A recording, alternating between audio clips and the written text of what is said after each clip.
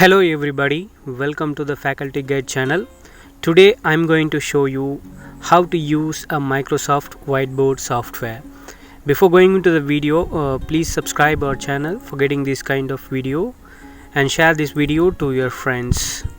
Okay, if you need to download these applications, it is free online. You can download it from the Microsoft App Store, and if you are using a Windows device or a PC, and alternatively you can download it from the Apple Store if you are using iOS device such as iPhone or iPad. Okay, and therefore we are going to start going to straight off here by going up into the right corner where there is a little gear icon, and we are going to click that, and this sets a few things that are important to the whiteboard and how it functions. So we are actually going to skip down first to where it says whiteboard background, and I'm going to click here. Now by default it is a white background, so let us select in the white background. Therefore if you want it to be as a white background, you can just say have a white, or you can select any of these patterns. I like this middle pattern right here, and because it gives you something is a scale reference. So in addition, when you are rotating things, it gives you something to line up to, so we are going to leave it on that. Yeah, so then let us go back up to the top of the menu. If you have an active pen, you can activate that up here, and I do not have an active pen, and I am just using a mouse and a keyboard today. So in addition, depending on what device you have, and you can use to touch screen, or you can use a pen, you can use a tablet connected to your computer, or a mouse. And therefore the first selection after activating pen is ink to shape, which we have activated already. And now what that does is actually drawing things. It will string out your drawing. So like it is very difficult to draw a perfect circle or a perfect square or a perfect triangle, so this will actually straighten them out. So in addition, I will show you what I mean. If you go to this little icon at the bottom here, which is a pen, it brings up you all 4 pens, and we are going to select this black pen right here. And first thing I'm going to draw is a square. Okay, so moreover, as you can see, it is not a perfect square, but I'm going to close it, and it automatically straighten straight into that. Very cool. And moreover, try to draw a circle next. In addition, sometimes you have to try a couple of times, because the circle is the hardest for it to recognize, and therefore you might not get a perfect circle for first time. So let us try it. So there it did not seems you to recognize that, although I think it is pretty close to a circle. And therefore what we are going to do is we are going to go down here to the little blue check mark in the post. It is in edit mode, therefore I can click on this to select. Then above it there are these icons, and I click on the little trash icon, get rid of it. Then I go back down and click on the pen icon again. In addition, let us try again in somewhat hard to draw. Therefore if you need to draw a bunch of circles, and my suggestion is just get one good one in your whiteboard and copy it, because you can actually resize and move copy on these shapes. Okay, so like if I click back again on the blue check and go into the edit mode, if I click the circle, see this little dot down here, and I click on that, and I can expand and contract the circles to whatever size I want. And also I can click on that this little icon right over here, and which will copy the circle and then clicks elsewhere on the background. Click the other little clipboard icon here to the extreme left, and we have another circle there, and therefore we can copy the circles. In addition, the final thing you can do is, if you select it, you can actually click this little scissors here and just cut it and move it or paste it down. However, really do not really need that so much, because you can just move it to wherever you want it. In addition, the final thing we are going to do is we are going to click on this pen again. See if we can draw ourselves a triangle, close it there and make it a perfect triangle. Now the nice thing about having a grid in the background on this is, if I click on the triangle, for example, when we click on the blue check mark and go into the edit mode first, and I click on this, I can actually rotate this triangle, and I can use the grid to see if it is straight off or not level. So that's another good function there.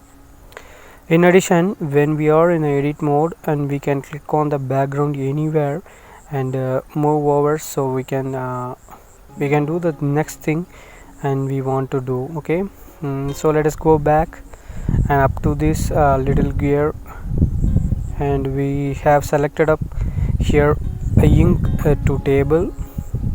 Moreover, I recommended turning that on as well, and therefore we are going back down on this little pen icon and go back into the draw mode. And in addition, I am going to draw a rectangle, and moreover it straightens out once again. Now if I draw a line straight down, it will turn into a table, and which is very cool.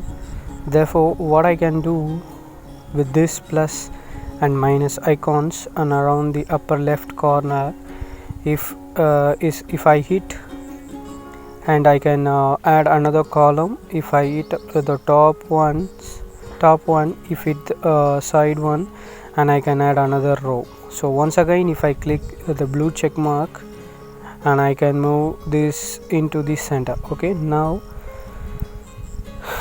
the other things we can do, and while we are in this mode, let's click on this circle here and move it back here and move this over some.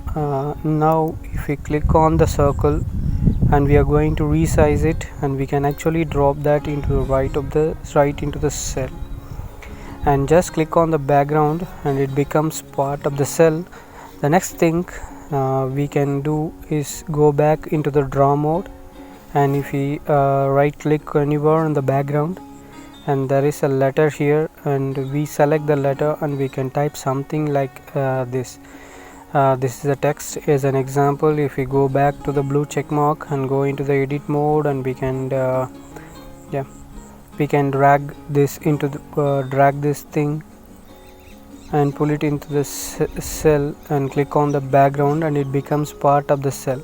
And therefore you can actually put text in here and by typing, and you can also, if you want to write the text using a mouse or stylus or wherever you can do it that as well. Okay, so typing, it is a little bit neater, and some people just like to write because the flow is a little bit better as far as you are not switching the modes, and therefore your concentrations is not broken up by switching between the keyboard and mouse. Alright, and so the next thing is, if we go back into the edit mode or not edit mode, draw mode, and we can right click on the background, and you can see the little icon with a mountain which stands for image. If we click on this, we can actually select an image and open it, and so we have an image here, and so we can actually click back into the edit mode and and so we can click on this and we can resize it if you want. Okay, so and we can actually click on this and drag it over to drop into our table as well. So very versatile program as far as that goes. Okay, and we have another option that we can have now is that the image options is also the lower icon bar when you can do into the edit mode, and but there is also the right here. I believe it is up here too. Yeah, it is right there too. If you right click on the background and we'll click this and we get a post-it now, and so we can type this and whatever you want here, and this is a note. And moreover, in edit mode we can move that anywhere and stick on it.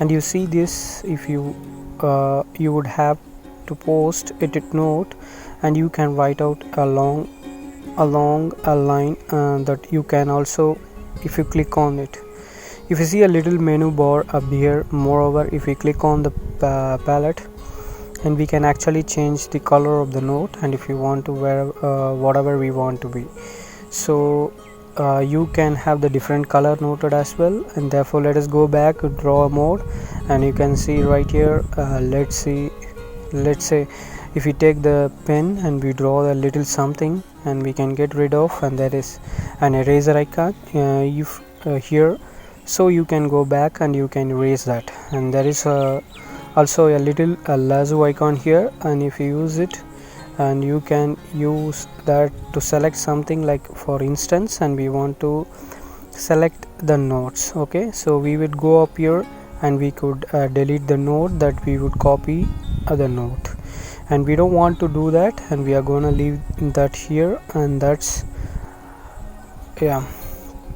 a highlighter on which you can see the highlighting the things.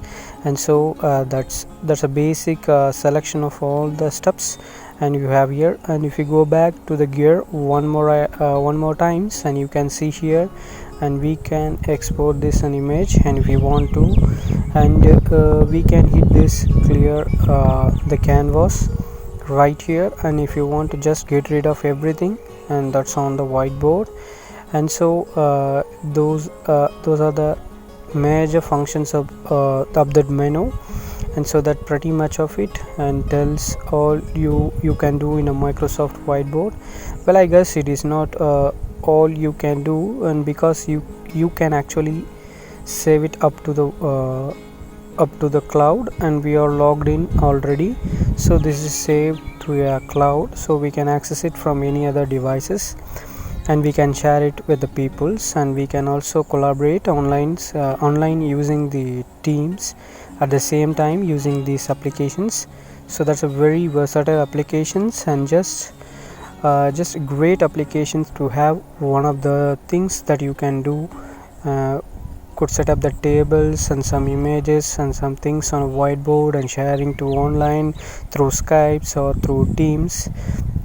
So, and you could then add it to cloud to draw on it, and it makes notes on it, and it add the things to it as you go along. So you could actually like take the red mark here, and if you wanted to highlight this something like pen, like point to this or whatever you want to do, so you can actually have this interactively after you kind of set something already. You have just built it as you go, right? So it will be very useful as a faculty. You can use this software, and let us see in the next video. Thank you.